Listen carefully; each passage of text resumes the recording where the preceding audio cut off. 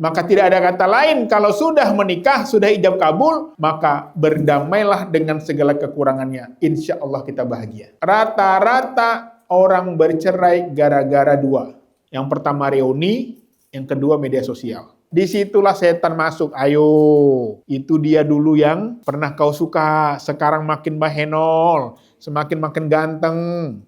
Disitulah muncul bisikan untuk berselingkuh. Rumah tangga yang sehat bukan berarti nggak punya masalah. Tapi ketika dia punya masalah, dia tenang menghadapinya. Lihat pertanyaannya, kenapa banyak orang saling berantem? Ternyata banyak suami istri itu ingin mengubah pasangannya. Betul nggak, Bu? Di sini yang sudah nikah siapa? Di tangan dulu. Oh, rata-rata sudah nikah ya. Tahu nggak kenapa suami istri sering berantem? Yang sering berantem ngaku? Nggak ngaku. Karena salah satu di antara kita ingin mengubah pasangan kita. Dan itu nggak mudah. Jadi rata-rata orang yang bisa bahagia dalam pernikahan adalah orang yang berdamai dengan segala kekurangan pasangannya. Tapi Pak, suami saya tidurnya ngorok, nikmati sebagai hiburan malam. Tapi Pak, istri saya nggak bisa masak, jangan dimarahin, ikutkan kursus memasak. Kenapa? Karena sebelum menikah kita sebenarnya sudah dapat gambaran tentang profil pasangan kita. Maka tidak ada kata lain, kalau sudah menikah, sudah ijab kabul, maka berdamailah dengan segala kekurangannya. Insya Allah kita bahagia. Jadi kalau berusaha merubah pasti berantem. Nah, ini nggak mudah. Selanjutnya, Bapak Ibu sekalian, hari ini kita lihat tinggi angka perceraian. Kenapa kira-kira? Selain tadi masalah ekonomi dan percekcokan, media sosial. Oh, ini ngeri. Tadi saya baru aja ngisi di sebuah institusi TNI, kepala komandannya bilang, rata-rata orang bercerai gara-gara dua. Yang pertama reuni, yang kedua media sosial. Hati-hati yang suka-suka reuni. Karena dalam teori psikologi, mantan ini nggak bisa dilupakan seumur hidup. Dia akan terus membayangi kita. Apalagi kalau kita punya masalah. Pasti teringat mantan. Saya alhamdulillah untungnya nggak punya mantan. Nggak ada yang mau dulu, bersyukur. Karena nyesel mereka semua. Jadi, kenapa reuni ini menjadi salah satu sumber terjadinya selingkuh? Karena di sana ada unfinished business. Di sana ada masa lalu yang belum selesai. Dan di sana bertemu pula sama mantan yang bermasalah. Jadi gimana Pak cara reuni yang terbaik? Ikut ajak pasangan kita. Kalau mau, kalau nggak mau jangan datang. Kenapa? Karena ketika kita sekolah, ada namanya masa lalu yang belum selesai. Mungkin kita dulu cinta-cinta monyet, pernah suka, apalagi penasaran sama seseorang. Tiba-tiba orang yang dulu kita sukai sudah single pula sekarang. Nah, itu masalahnya. Sudah duda atau sudah janda. Disitulah setan masuk. Ayo, itu dia dulu yang pernah kau suka, sekarang makin bahenol, semakin makin ganteng. Disitulah muncul bisikan untuk berselingkuh. Yang dilanjutlah di media sosial. Nah, ini dia. Dicari-carilah Facebook mantannya itu, ketemu. Begitu assalamualaikum, ih kamu, iya langsung lagu Dilan tadi. Ya, langsung teringat, makanya bahaya juga kalau film Dilan ini. Ya, kalau dia sampai membuat orang nostalgia dengan mantannya. Akhirnya muncul keinginan berkomunikasi. Lama-lama apa? Ketemu. Lama-lama akhirnya berzina. Jadi godaan kita sebagai pasangan suami istri adalah bagaimana kita komitmen, menjaga integritas, menjaga nilai-nilai. Karena apa? Apalagi yang sudah punya anak, anak itu akan menjadi korban pertama ketika terjadinya perceraian dan perselingkuhan. Bapak Ibu kalau punya pasangan yang posesif, yang cemburuan, yang low trust, itu biasanya juga ada hubungannya dengan keharmonisan orang tuanya. Orang tua yang berselingkuh akan berakibat kepada anak yang posesif. Ya, kalau ada pasangan gitu ya, tenggo ya. Atau enggak pasangan tenggo. Teng langsung go. Langsung pulang harus sampai di rumah. Telat 5 menit aja berantem. Telat 2 detik aja ribut. Cemburu. Dan ini berdampak hasil dari hubungan rumah tangga akibat dari selingkuh. Jadi bagaimana sebenarnya profil keluarga Islami di era digital ini? Tentu saja harus terbuka. Terbuka ini penting. Makanya saya selalu mengingatkan psikologi kita itu berkorelasi dengan fisik kita. Kalau kita suka bohong, kita punya banyak maksiat, punya banyak dosa, itu akan membuat kecemasan kita tinggi. Tapi kalau kita terbuka dengan pasangan, ya, handphone tidak ada kunci-kuncian, silakan saling buka, itu bahagia, tenang. Makanya sekarang di Gen Z banyak kecemasan tinggi ya. Bahkan ada yang child free, tidak mau nikah, lambat menikah, karena salah satunya ada traumatis.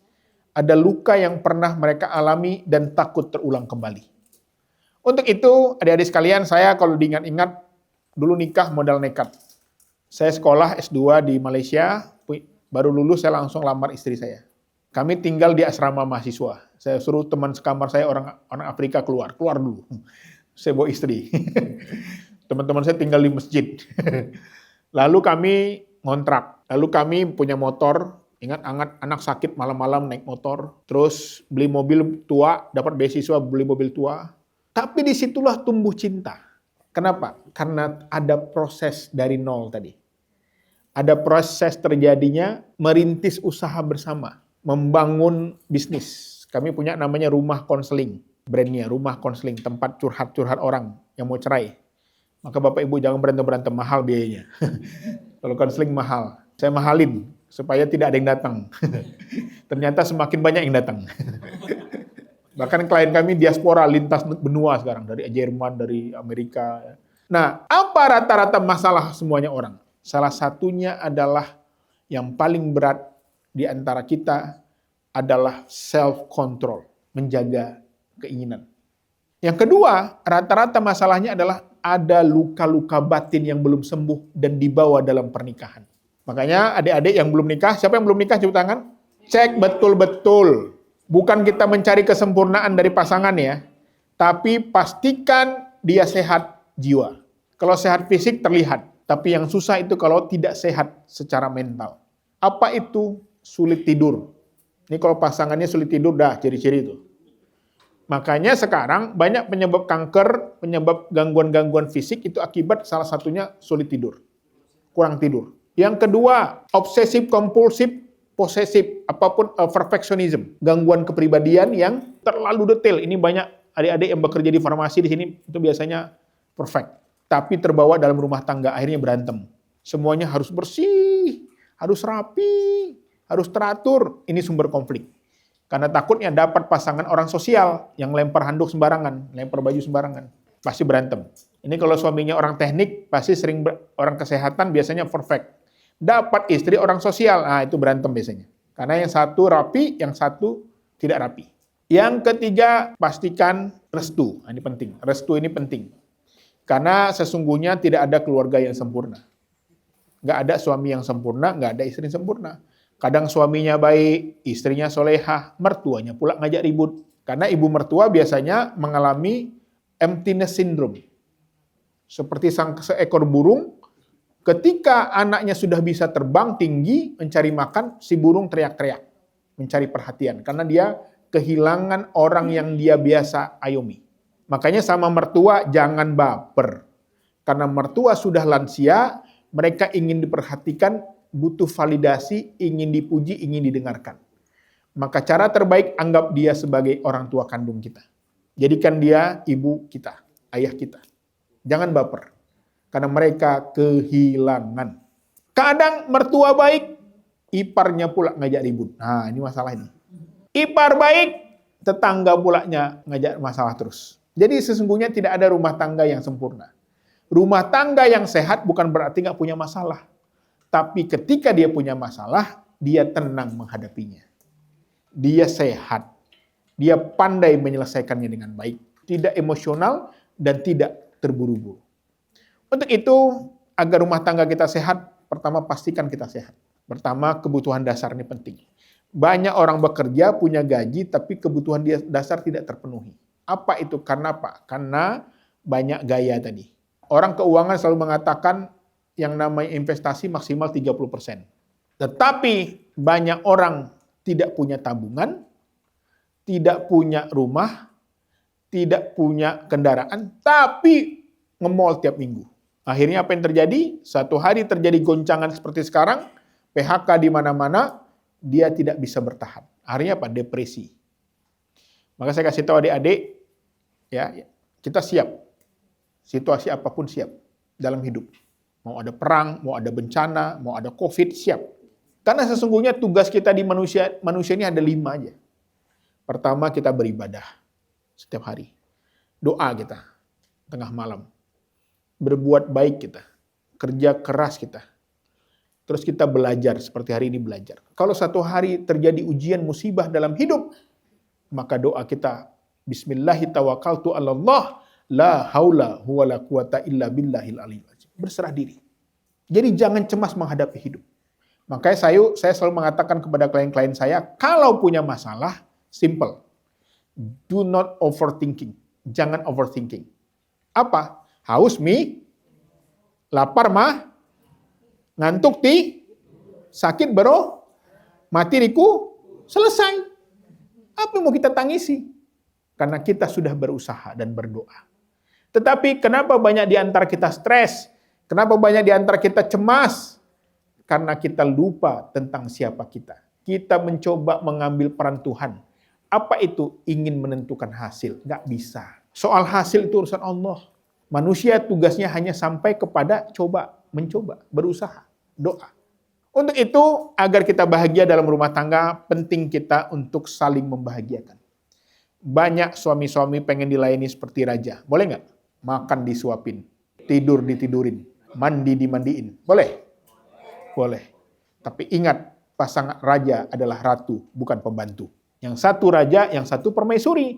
Tapi banyak terjadi suami-suami berpikir patriarki, harus memperlakukannya seperti pembantu. Harusnya ketika suami dilayani seperti raja, maka balaslah istrimu, perlakukan dia seperti permaisuri. Setuju? Bapak-bapak nggak setuju kayaknya. Gagal rencana semua ini. Ini lagi rame di UI, di ITB tentang kekerasan seksual. Ya. Salah satu yang membuat ini terjadi karena pandangan, budaya, yang menjadikan perempuan hanya sebagai objek. Padahal dalam Islam memuliakan perempuan. Sebelum ada Islam, anak perempuan dikubur hidup-hidup. Zaman jahiliyah. Masuk Islam, dirubah pandangannya. Harus pakai mahar.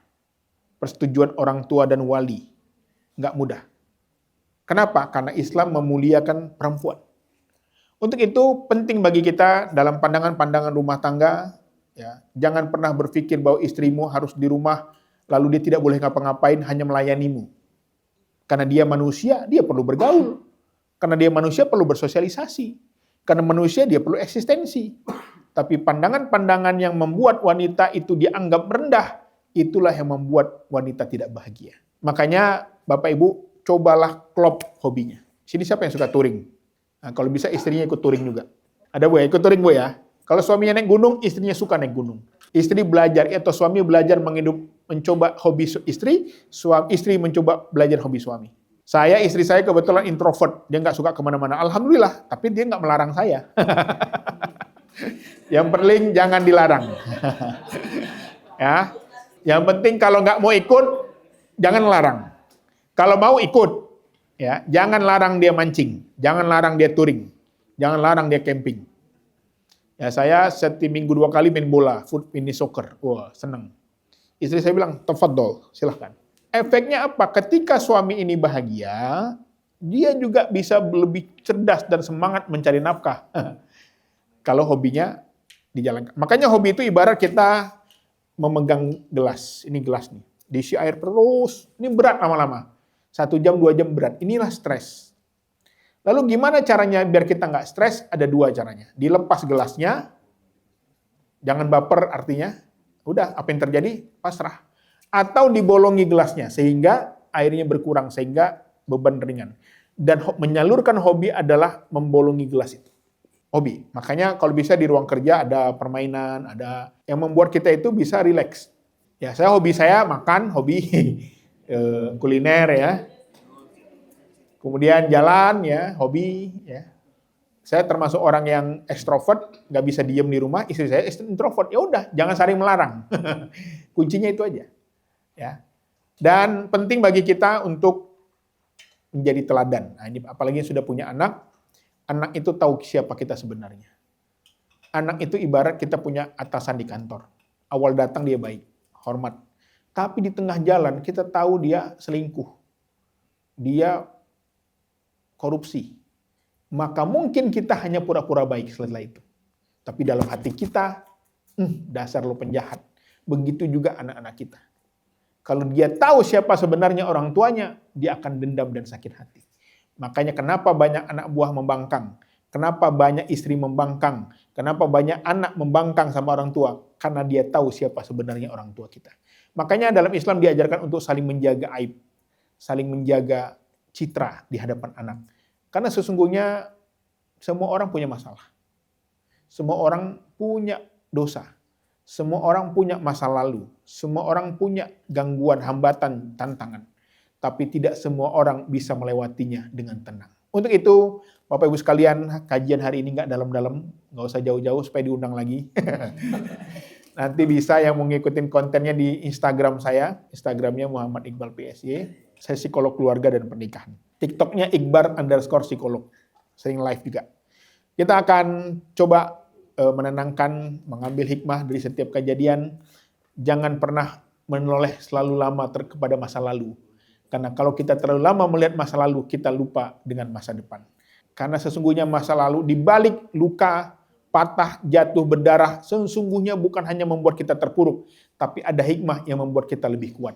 Orang yang pernah tabrakan, orang yang pernah jatuh naik motor, biasanya akan lebih waspada. Makanya kenapa kita sekali kena masalah langsung drop? Karena kita tidak terbiasa dengan masalah. Untuk itu, tidak ada masalah yang besar dalam hidup. Yang ada hanya hati dan pikiran kita yang sempit. Berlapang dadalah atas segala ujian. Bersyukurlah atas segala nikmat. Dulu kita sebelum cari kerja, mohon-mohon, berdoa, qiyamul lail, udah dapat kerja kita ngeluh. Jangan-jangan kita termasuk manusia yang bersyukur, tidak bersyukur. Dalam Islam dikatakan kalau kita bersyukur, nikmat itu ditambah. Tapi kalau tidak bersyukur, nikmat itu akan dicabut. Untuk itu, dalam meraih kebahagiaan ini penting. Banyak orang pergi ke gunung, banyak orang pergi ke laut, pergi ke lembah. Ngapain? Mencari kebahagiaan. Tetapi ada orang terkaya, dia bilang nggak bahagia. Elon Musk bilang nggak bahagia deh kan. Punya kekayaan ribuan triliun, dia bilang saya tidak bahagia. Ada Bill Gates segala macam orang kaya cerai. Karena sesungguhnya kekayaan itu bukan segala-galanya. Kebahagiaan itu bukan di gunung, bukan di laut, bukan di lembah, tapi ada dalam diri kita kalau kita bersyukur. Nah itu aja.